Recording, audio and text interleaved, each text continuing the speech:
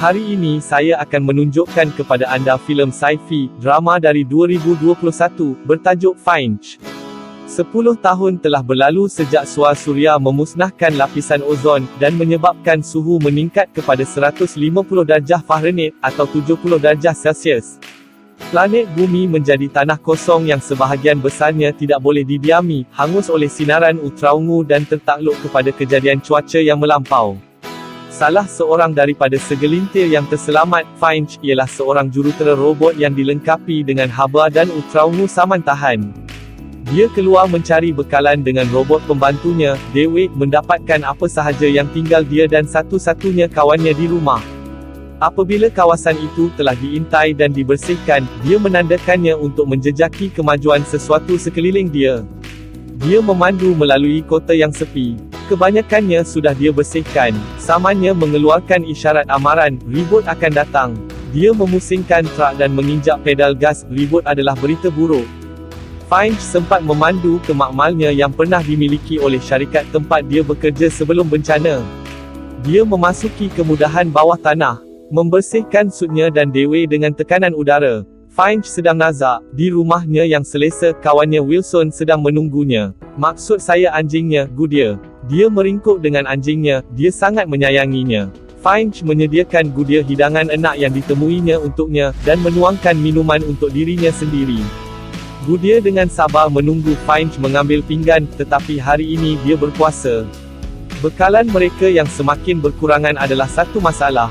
Dia memakai papa suka mambo, meraih buku tentang cara menjaga anjing atau melakukan perkara biasa setiap hari tugasan, dan selepas air membukanya, mengimbas dan memuat naik semua maklumat yang terkandung di dalamnya ke projek baharu Finch.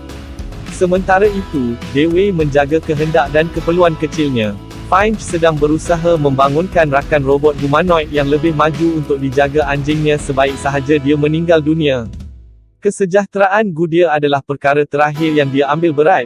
Finch telah melakukan banyak penyelidikan. Sila like dan subscribe channel kami. Terima kasih. Dan tentang pendedahan radiasi dan sinaran UV. Dia mengeluarkan mata Dewey, membuatkan Dewey sedih. Dia menghidupkan robot humanoidnya dan mula memindahkan data kepadanya. Finch cuba memulakan perbualan, tetapi robot itu tidak bertindak balas. Selepas mengeluh kecewa, robot itu akhirnya mula menganggukkan kepalanya, menandakan bahawa ia memahami Finch. Dia gembira kerana dia akhirnya berjaya melangkah lebih jauh dan Goodyear itu mungkin tak lama lagi dapat kawan baru.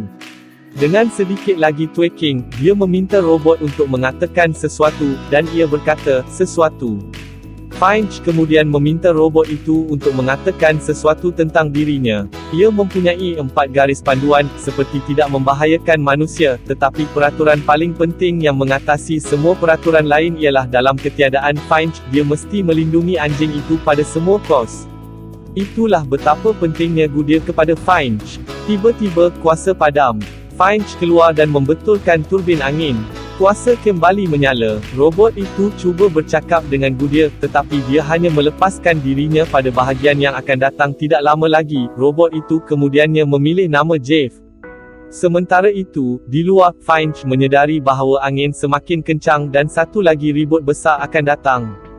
Dia kembali dan memaut Jeff ke stesen cuaca untuk membuat ramalan cuaca.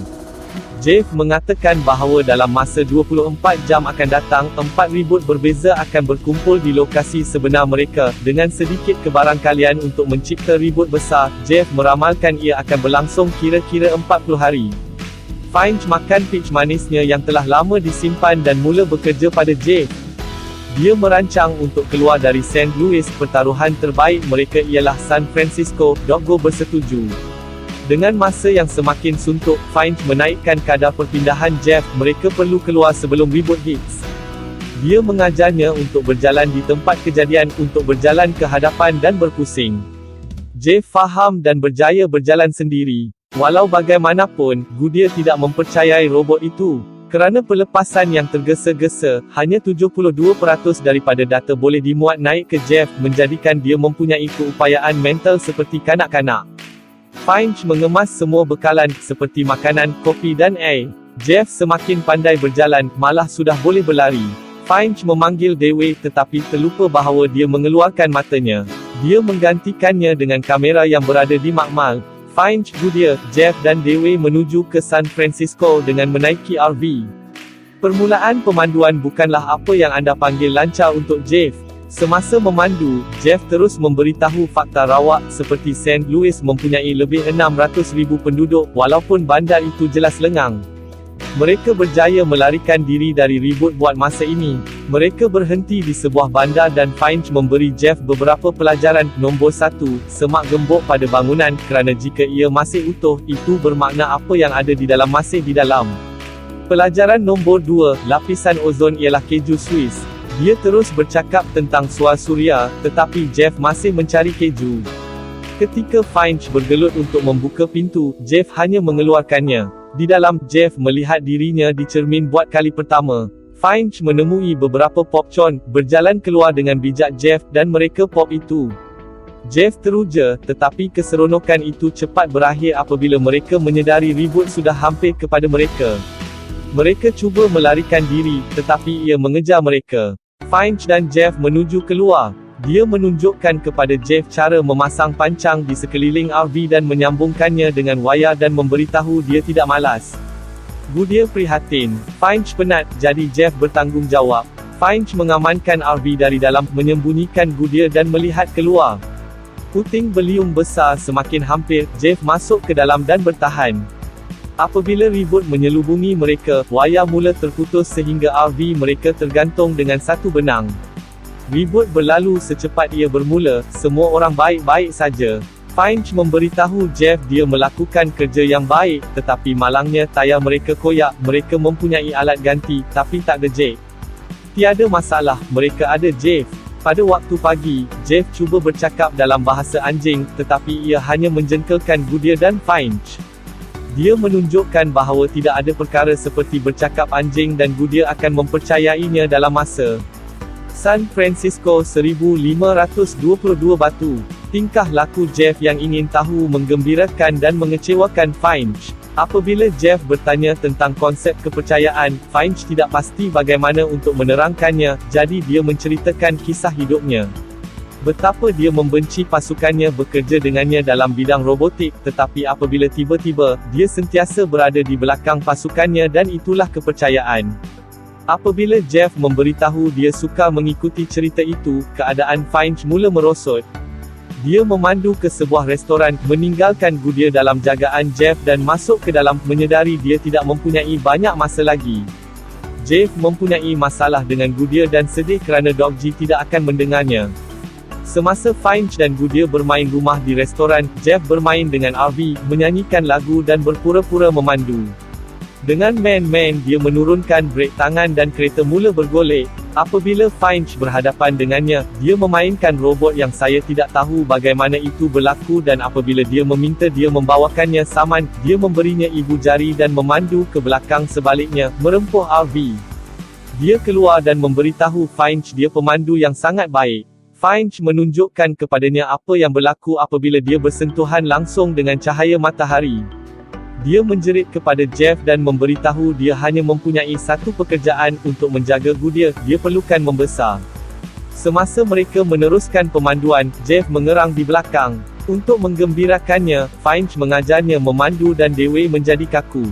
Selepas gangguan kecil dalam oversteering, Jeff memanggil dirinya pemandu yang sangat baik sekali lagi.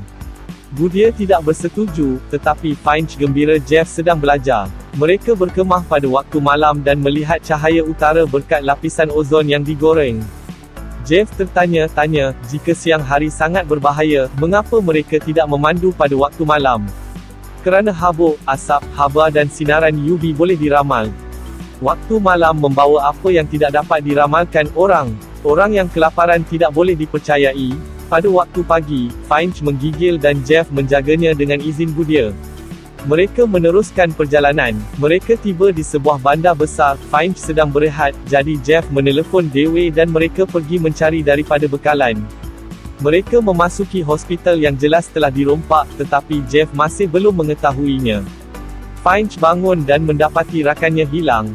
Dia sedar mereka berada di bandar dan tahu itu berita buruk. Dia menghadapi masalah untuk bersiap sedia.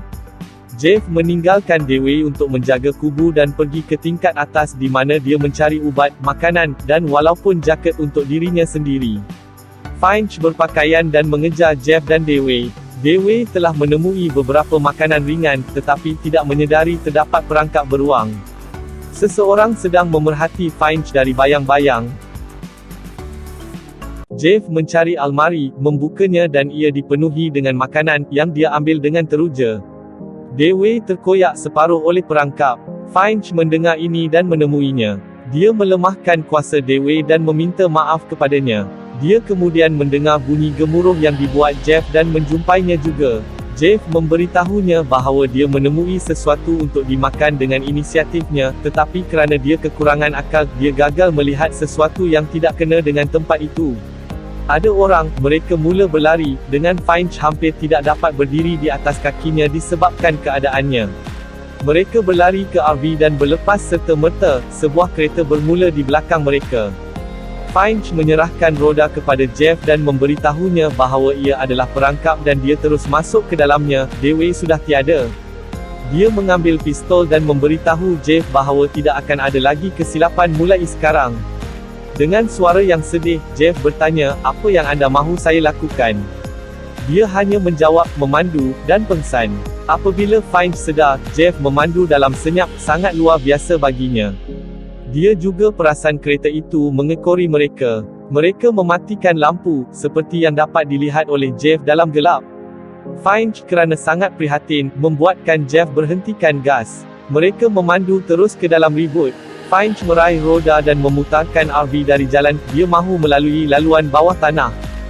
Jeff memberhentikan kereta, tetapi Finch menekan pedal minyak. Dia cuba memberitahunya bahawa RV lebih tinggi daripada laluan bawah tanah, tetapi sudah terlambat, mereka panel solar musnah. Jeff keluar dan menolak RV dengan kekuatan supernya. Kereta itu berhenti sebentar, dan kemudian memandu pergi. Finch keluar dan mendapati semua panel solar mereka musnah, menyalahkan dirinya sendiri kerana kesilapannya dalam penghakiman. Mereka tidak akan berjaya. Dia terdesak, tua dan letih, tetapi Jeff tidak akan membiarkan dia berputus asa. Finch menjerit supaya dia diam. Jeff berdiri di situ dengan keliru apabila hujan mula turun, tidak pasti cara untuk membetulkan keadaan. Selepas beberapa kali merayap, Jeff masuk ke dalam, duduk dan memberitahu Finch bahawa dia fikir mereka akan melakukannya buat ke jambatan Golden Gate di San Francisco dan sebabnya adalah kerana dia percaya kepadanya. Finch memberitahu Jeff cerita tentang sebab dia tidak mempercayai orang dan cara dia menemui Goodyear beg galas, sangat ketakutan dan keseorangan sehingga dia memutuskan untuk melindunginya dalam apa jua keadaan. Kelaparan membuat orang membunuh, tetapi ia menjadikan Finch pengecut. Dia bertanya kepadanya, "Bagaimana anda boleh percaya pada seseorang seperti itu? Masih 480 batu ke San Francisco." Jeff memandu sepanjang masa Finch berehat. Jeff membelik poskad itu dan mendapati bahawa poskad itu adalah daripada ayah Finch. Dia memeriksa poskad yang lain dan tiba-tiba seekor rama-rama terbang di atas cermin depannya. Dia menarik diri, membangunkan Finch dan menunjuk ke arah rama-rama. Finch menghulurkan tangannya dan cahaya matahari tidak membakarnya. Dia keluar dan merasa cahaya matahari, sinaran UV telah jatuh cukup sehingga tidak bahaya. Di jalan raya dia melihat sekuntum bunga dan rama-rama lain lalu ketawa dengan gembira. Mereka memandu dan melihat dataran berbunga. Finch berpakaian dan mereka memutuskan untuk berkelah di luar pada waktu siang, sesuatu yang dia ada tidak dilakukan dalam satu dekad. Jeff memberitahunya bahawa dia melihat gambar di kepalanya tentang mereka bertiga di Golden Gate, jambatan yang tidak pernah dilihatnya sebelum ini dengan matanya. Ia dipanggil mimpi. Jeff menunjukkan bahawa poskad itu ditandatangani oleh bapa Finch dan sudah tiba masanya untuk yang lain cerita. Bapa Finch meninggalkan dia dan ibunya sebelum dia dilahirkan.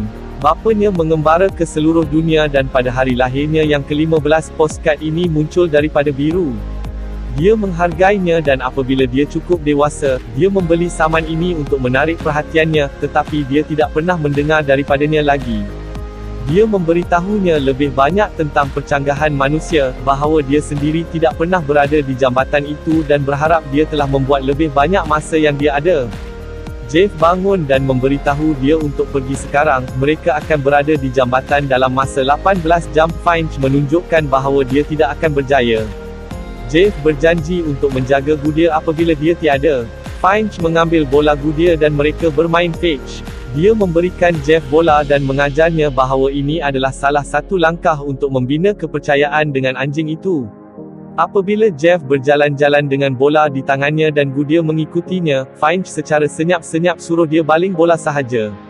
Jeff melakukannya dan gembira. Goodyear membawa bola kepadanya, tetapi dia memberikannya semula kepada Jeff. Mereka mengulangi ini sehingga Finch batuk darah dan Jeff membantunya ke RV. Apabila dia bertanya sama ada dia boleh melakukan sesuatu untuk membantunya, Finch berkata dia sudah ada, menggelengkan kepalanya tangan, dan mereka berpelukan. Jeff kelihatan sedih dengan ketidakberdayaannya dalam situasi ini. Finch masuk ke dalam dan baring. Semasa Jeff mengemas barang mereka, Goodyear menghiburkan Finch. Finch menepuk kepalanya, dan menghembuskan nafas terakhirnya. Jeff dan Goodyear menyuruhnya dibakar di dataran. Selepas mereka meratapi kematian Finch, dia memberi makan kepada anjing itu dan mereka bermain tangkapan. Jeff menyedari bahawa tugasnya untuk menjaga Goodyear mulai sekarang, dan mereka pergi sekali lagi. Dia berkawan dengan Goodyear, yang akhirnya menerimanya. Apabila mereka akhirnya tiba di Golden Gate Bridge, Jeff membuat tanda peringatan untuk Finch. Di atas pagar, orang ramai telah menyimpan mesej kepada orang tersayang yang memberitahu mereka tempat untuk mencari mereka. Ini menunjukkan bahawa terdapat lebih ramai yang terselamat, berpuluh-puluh, bahkan mungkin ratusan orang tersayang berpeluang untuk bersatu semula. Dunia tidak ditakdirkan, masih terdapat tempat yang selamat dan pulih daripada suar suria. Pengakhiran yang pahit manis. Terima kasih kerana menonton. Langgan jika anda ingin melihat lebih banyak video seperti ini. Terima kasih kerana menonton channel kami. Tolong beri sokongan anda dengan layari peti deskripsi channel ini di bawah. Sokongan anda sangat diperlukan untuk channel ini terus beroperasi. Sila like dan subscribe channel kami. Terima kasih.